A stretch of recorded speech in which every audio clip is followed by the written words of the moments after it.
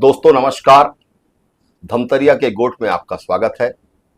हमारे बीच आज भारतीय जनता पार्टी के प्रदेश महामंत्री आरंग के पूर्व विधायक भैया नवीन मार्कंडी जी स्टूडियो पहुंचे हैं। सबसे पहले धमतरिया गोठ में आपका स्वागत है। धन्यवाद, बहुत बहुत धन्यवाद। नवीन भैया, हालांकि आप पूर्व विधायक रहे हैं, वर्तमान में भारतीय जनता पार्टी के प्रदेश महामंत्री हैं और अखिल भारतीय विद्यार्थी परिषद ने सक्रिय राजनीति या छात्र राजनीति की शुरुआत की थी, तो लगभग प्रदेश में आपको सभी लोग जानते हैं और पहचानते हैं। फिर मैं चाहता हूं कि आपका छोटा सा परिचय हमारे दर्शकों से। जी, मैं डॉक्टर नवीन मार्कंडे, वर्तमान में भारतीय जनता पार्टी के प्रदेश महामंत्री भाजपा ऐसी जिम्मेदारी है।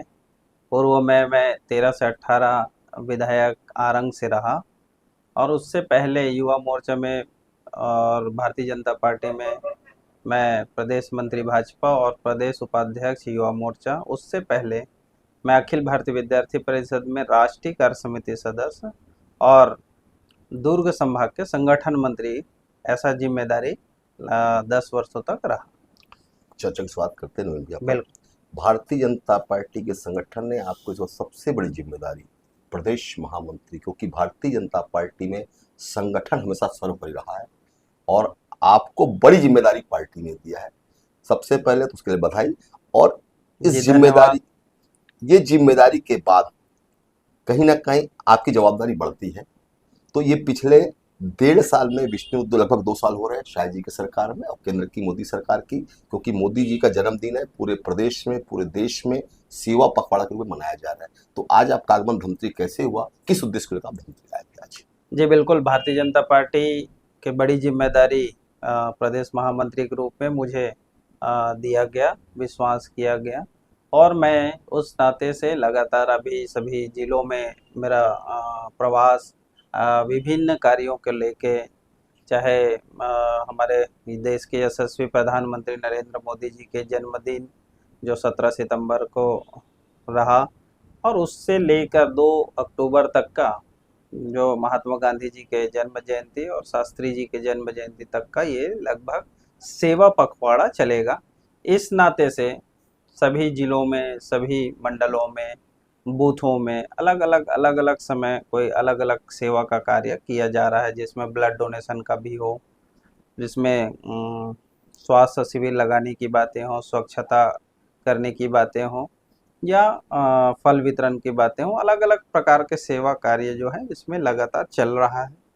और इसी दरमियान भारतीय जनता पार्टी के देश के यशस्वी प्रधानमंत्री जी के मार्गदर्शन से और उनकी 15 अगस्त की घोषणा के अनुरूप जीएसटी पर जो 4 स्लैब को घटाकर 2 स्लैब किया गया, उस नाते से जीएसटी पर भी संगोष्ठी का रहा, प्रबुद्ध जनों के साथ इंटरेक्शन था। तो उस नाते से धमतरी प्रवास का मेरा आज का कार्यक्रम बना था और उस नाते से मैं आया था। मार्कंडे भैया, मोदी जी ने आम जनता के हित को ध्यान में रखते बहुत बड़ा फैसला लिया, जीएसटी का स्लैब 5% और 12% किया, जिसके लिए निश्चित रूप से आम जनता और मोदी सरकार शायद सरकार बधाई की पात्र है। लेकिन जीएसटी की जो दरें कम हुई है उसमें आम जनता को उतना फायदा मिलता दिखाई नहीं दे रहा है।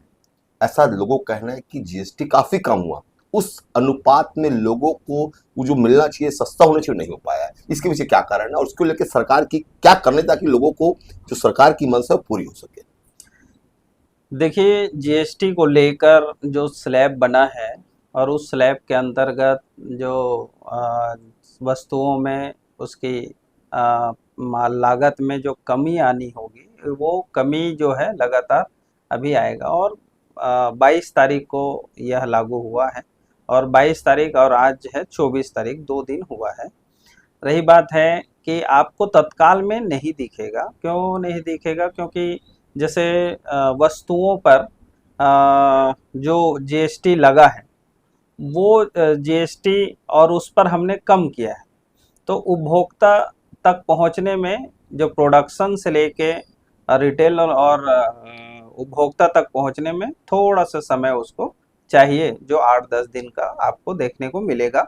दूसरे तरफ अगर देखते हैं तो जीएसटी में पहले शेष लगता था जो 13 प्रकार का शेष ऐसा उसमें लगता था, जिसको हमने पूरा तरह से खत्म कर दिए।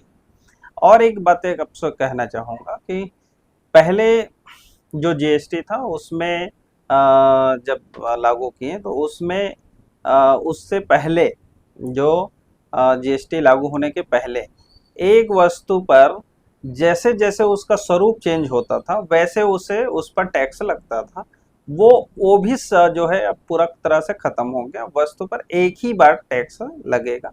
तो इस नाता से देखा जाए तो आप इसकी कल्पना कर सकते हैं और परसेंटेज हिसाब से देख सकते हैं, पर इसके लिए थोड़ा सा आपको समय इंतजार करना पड़ेगा कि 8-15 दिन के अंदर ये पूरे जब जनता तक के आना शुरू होगा तो आपको स्वाभाविक रूप से वो देखने लगेगा।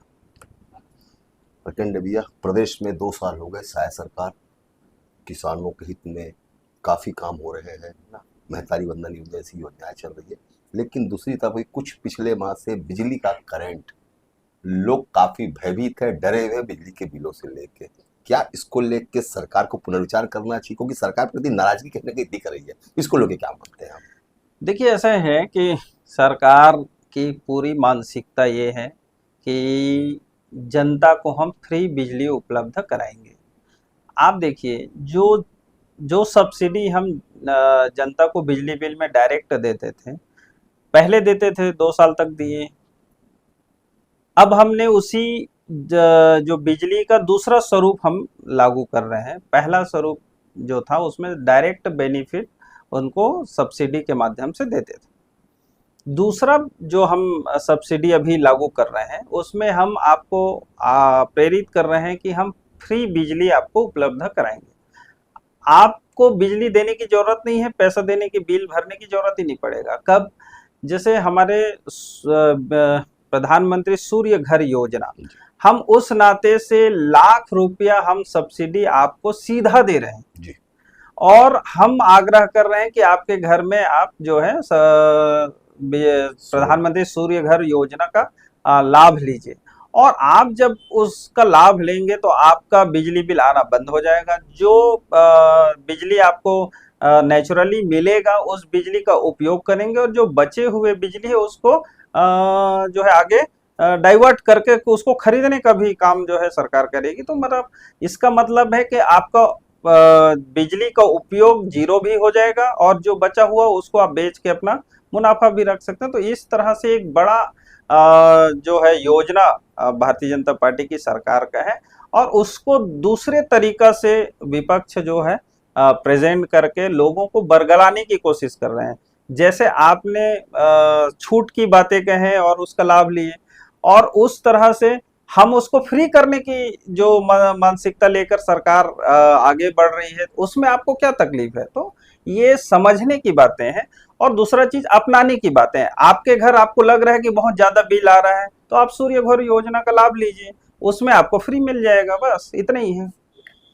सर जो आगे बढ़ाते हैं, धर्मांतरण को लेके लगातार प्रदेश में कहीं ना कहीं बवाल मच रहा है। दुर्ग राजनांदगांव से लेके सरगुजा अंबिकापुर तक रोज कहीं ना कहीं धर्मांतरण की खबरें आ रही है। 15 साल रमन सिंह की सरकार रही है, अभी 2 साल लगभग शाह जी की सरकार हो गई है। धर्मांतरण विरोधी कानून को लेकर हमेशा चर्चा होती है, लेकिन अभी तक उसको अमली जामा नहीं पहना जा सकता है। और धर्मांतरण को लेकर आप भी जान रहे हैं कि धर्मांतरण का काम बहुत तेज चल रहा है, इसको लेकर सरकार की तरफ से कोई ठोस प्रयास अभी तक नहीं हो पाया है। इसको लेकर आप क्या मानते हैं? देखिए भारतीय जनता पार्टी की जो सरकार है और भारतीय जनता पार्टी स्वयं मानता है कि किसी भी धर्म का हम अपमान नहीं करते, सभी धर्मों का सम्मान है। पर कोई धर्म अगर अपने स्वार्थ और लाभ के लिए किसी दूसरे व्यक्तियों को या धर्मों के व्यक्तियों को बरगलाकर, लालच देकर और उनको धर्मांतरित करते हैं, मतांतरित करते हैं, तो हम इसका विरोध करते हैं। और इसके लिए हमारी सरकार कड़ी कानून के साथ उसके मुकाबला करने के लिए तैयार है। उसका मसौदा बन गया है, बहुत जल्द आने वाला जो शीत सत्र है उसमें ये सदन में आएगा और वो कानून बनेगा। और मैं जो लगातार अभी जो कार्रवाई हो रही है उसके लिए मैं विष्णुदेव साय जी को धन्यवाद करता हूं, क्योंकि पिछली सरकार ने खुले छूट देकर धर्मांतरण को बढ़ावा दिया और हमारी सरकार आने के बाद लगातार आप देख रहे हैं कि हम कार्यवाही कर रहे हैं। जहां भी संज्ञान आ रहा है, जहां भी लोगों की पकड़ में आ रहा है और उसका शिकायत हो रहा है, हम उस पर कार्रवाई कर रहे हैं। और मैं समझता हूं कि हमारी सरकार धर्मांतरण को, मतांतरण को थोड़ा भी बर्दाश्त नहीं करेंगे। चर्चा आगे बढ़ाते हैं। लगभग प्रदेश में 1.5 से 2 साल होने को है शायद सरकार, कैसा मानते हैं शायद सरकार की उपलब्धियों को, कैसा मानते हैं, रिपोर्ट कार्ड कैसा लगता है शायद सरकार को, आपका पर्सनल क्या ओपिनियन है इसको लेकर? देखिए, भारतीय जनता पार्टी की जो सरकार है वो अंत्योदय के लक्ष्य को लेकर चलता है। हमारे भारतीय जनता पार्टी की सरकार हम अंतिम व्यक्ति का उत्थान और विकास के लिए काम करते हैं। और आप देख रहे हैं हमारी हर योजना अंतिम पंक्ति के व्यक्ति के लिए है, गरीब लोगों के लिए है। गरीब को हम समतामूलक समाज बनाने के लिए ऊपर ला रहे हैं, सामंजस्य के साथ में जो समकक्ष बड़े जो लोग हैं उनके सामने खड़ा कर रहे हैं। और उस नाते समान जीवन जीने का सबको अधिकार होना चाहिए। और उस दृष्टि से भारतीय जनता पार्टी की जो सरकार है वो लगातार जन कल्याण की कार्य योजनाओं को लेकर बहुत सजगता से आगे बढ़ रहा है। हमारी सरकार में आप देख रहे हैं जो गलत कर रहे हैं उसको लगातार कार्रवाई भी कर रहे हैं, सलाखों के पीछे जा रहे हैं। पिछले समय कांग्रेस की सरकार थी, लगातार भ्रष्टाचार में लिप्त रहे, चाहे युवाओं के पीएससी घोटाला को लेकर कहें तो उन लोग भी जेल के अंदर हैं, चाहे शराब घोटाले को लेकर कहें उन लोग भी जेल के अंदर हैं। और किसी भी प्रकार के जो अव्यवस्था पिछली सरकार ने की है लगातार उस पर कार्रवाई हो रही है। और जो भी इस सरकार में जो आप कानून व्यवस्था की भी अगर बात करते हैं, देखते हैं तो लगातार शिकंजा कस रहे हैं, अपराधियों पर कार्रवाई कर रहे हैं, उस सलाखों के पीछे भेज रहे हैं। भय पैदा हुआ है, जो नशाखोरी में लिप्त, सूखा नशा पर लिप्त लोग हैं उसके ऊपर भी लगातार कार्रवाई हो रहा है। और ये संकल्प लेकर एक अभियान के रूप में चला रहे हैं। तो मुझे लगता है कि आने वाला समय हर प्रकार से ये जो समस्याएं, जो छोटी छोटी समस्याएं हैं वो पूरा समाप्त होगा। और विष्णुदेव साय सरकार की आपको लगातार ये प्रयास जो है देखने को मिल रहा है समाज में कल्याण की दृष्टि से। आखिरी सवाल मार्कंडेय भैया, पिछले चुनाव में करप्शन को लेके बहुत सारे आईएएस, बड़े बड़े अधिकारी, बड़े बड़े कांग्रेस के नेता जेल में हैं। इवन पूर्व मुख्यमंत्री के बेटे चैतन्य बघेल भी वर्तमान में सलाखों के पीछे है। जनता की नजरें क्या आने वाले समय में भूपेश बघेल भी शिकंजा कसा जाएगा, क्या लगता है? क्योंकि उनका कांग्रेसियों का आरोप है कि Bharatiya Janata party CBI ED का दुरुपयोग कर रही है और बेवजह परेशान करती। आप क्या मानते हैं कि कहीं ना कहीं रडार पे सीएम, पूर्व सीएम भूपेश बघेल भी है? क्या आने वाले समय में गिरफ्तारी हो सकती है? क्या मानते हैं आप? देखिए कि भारतीय जनता पार्टी किसी से दुश्मनी नहीं है और ना ही हम किसी प्रकार का किसी से बैर भाव से काम करते हैं। भूपेश बघेल जी या कांग्रेस इस तरह से अगर आरोप लगाती है तो उनको अपने गिरेबान पर झांकना चाहिए कि जब जब भी कांग्रेस को सत्ता हाथ लगी है वो दोनों हाथ से लूटने का काम गरीब जनता को किए हैं, देश और प्रदेश को किए हैं। चाहे वो 60 साल कांग्रेस की देश में राज किए हों, चाहे छत्तीसगढ़ में 5 साल, पिछले 5 साल में गए हों, या उससे भी अगर पिछले नया जब राज्य बना उस समय कांग्रेस की सरकार थी, अगर उस समय की भी बात करते हैं तो कहीं ना कहीं भ्रष्टाचार के आकंठ में कांग्रेस डूबा हुआ है। और इसी कारण से चाहे वो पूर्व मुख्यमंत्री भूपेश बघेल जी के बेटे की बात हो, चाहे उनके मंत्री की बात हो, कवासी लखमा की बात हो, चाहे आप देखेंगे कि देवेंद्र यादव जो है डायरेक्ट अपराध में इन्वॉल्व हुए थे और उनको भी जेल भेजा गया था। कि भाई आप देखिए कि कांग्रेस एक राजनीतिक दल के रूप में काम करता है या एक आपराधिक दल के रूप में काम करता है, उसको तो अपने गिरेबान में उसको स्वयं झांकना चाहिए। अभी कांग्रेस के नेता राहुल गांधी जी वोट चोरी को लेकर बिहार में यात्रा निकाल रहे हैं, पूरे प्रदेश में कांग्रेस का अभियान इसको क्या मानते हैं? ये वोट चोरी वाला मामला क्या कांग्रेस का दिखावा है? क्या मानते हैं इसको लेके आप? बिल्कुल कांग्रेस का दिखावा है। पैरों तले जमीन खसक गया है कांग्रेस का। कांग्रेस अब क्षेत्रीय राजनीतिक दल बन के रह गया है। उनको कई स्थानों पर तो प्रत्याशी भी नहीं मिलता और उस कारण से वो उस पर जान फूकने का काम कर रहे हैं। लेकिन जान कैसे फूकेंगे? झूठे कर्मों से और झूठे वादों से। आप देख रहे हैं लगातार कि कांग्रेस जो है वोट चोरी का झूठा राग अलाप रहे हैं। आप ये बताइए कि जब संविधान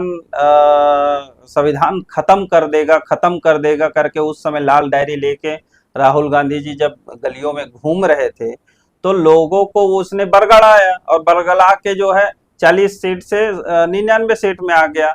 लेकिन आप ये बताइए कि हमारी 2 साल की सरकार हो गया और हमारे पिछले 10 साल की जो सरकार कांग्रेस भारतीय जनता पार्टी का रहा है मोदी जी के, आपने बताइए कि भाई हमने संविधान का कहीं खत्म किए हैं क्या, संविधान को बदले हैं क्या? नहीं बदले हैं। और ये जनता स्पष्ट देख रही है। अब ये वोट चोरी का इल्जाम लगा रहे हैं। मैं ये पूछता हूँ राहुल गांधी जी को कि जिस एजेंसी के ऊपर, चुनाव आयोग के ऊपर आप वोट चोरी का इल्जाम लगा रहे हैं, उसी एजेंसी के द्वारा आपको सांसद से निर्वाचित घोषित किया गया है। आप उसको अगर मानते हैं वोट चोरी और उसके आधार पर आप इल्जाम लगा रहे हैं, तो कांग्रेस को जितने भी 99 उनके जो सांसद है और उनके 4 राज्यों में सरकार है, उनको इस्तीफा देना चाहिए और इस्तीफा देकर बताओ भाई कि वोट चोरी हुआ इसलिए हम स्वीकार नहीं कर रहे हैं करके। ये हिम्मत तो नहीं है कांग्रेस में, और केवल राग लाप रहे हैं। मैं ये कहता हूं कि कांग्रेस को कि सोनिया गांधी के ऊपर एफआईआर कांग्रेस कब कराएगी? जब वो सोनिया गांधी देश में आई उस समय वो भारत के नागरिक नहीं थी, और तो उस समय वो 3 साल पहले उसको वोट डाले, नागरिकता मिलने के 3 साल पहले वो वोट डाली है। तो जब ऐसे चोर लोग अगर वोट डालेंगे तो फिर वोट चोरी तो कांग्रेस ही कर रहा है। और अगर ये हुआ है वोट चोरी, तो एफआईआर राहुल गांधी अपने माता के ऊपर कराए पहले, तब हम जानेंगे कि वोट चोरी क्या होता है।